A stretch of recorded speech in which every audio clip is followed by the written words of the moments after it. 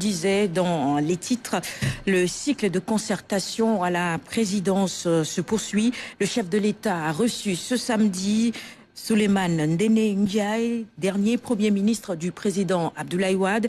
Il a salué l'initiative du président Bassirou Diomaye Faye avant de formuler des propositions allant dans le sens de relever les défis auxquels le pays fait face, notamment au plan économique et sécuritaire. Le voici au micro de Oumar Ning. Le président de la République m'a fait l'honneur de me recevoir pour que nous discutions d'un certain nombre de questions économiques, de sécurité, mais aussi politiques. Nous traversons une crise qui n'est pas une crise indépendante des crises que nous vivons sur le plan international. Il y a la crise interne, n'est-ce pas, liée à beaucoup de facteurs, à la rareté des moyens.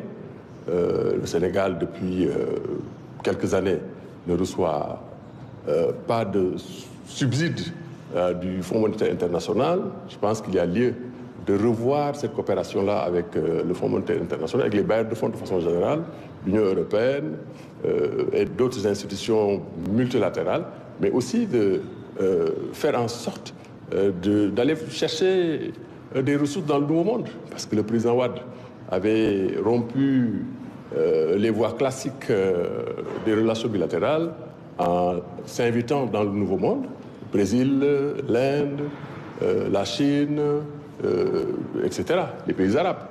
Je pense que tout cela pourrait nous aider à dépasser la situation économique assez difficile que nous traversons. Évidemment, sur le plan sécuritaire aussi, le Sénégal a intérêt à surveiller ses frontières, situé à l'est du Sénégal, en raison des troubles enregistrés dernièrement dans un pays ami et frère.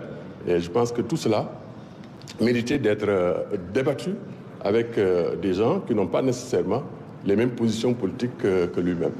J'ai salué cette initiative-là parce que le dialogue permet aussi à cette vertu de briser la glace, de permettre à des gens qui ne se sont jamais vus, qui ne se sont jamais rencontrés, qui ne se sont pas connus, d'échanger sur des questions d'intérêt national.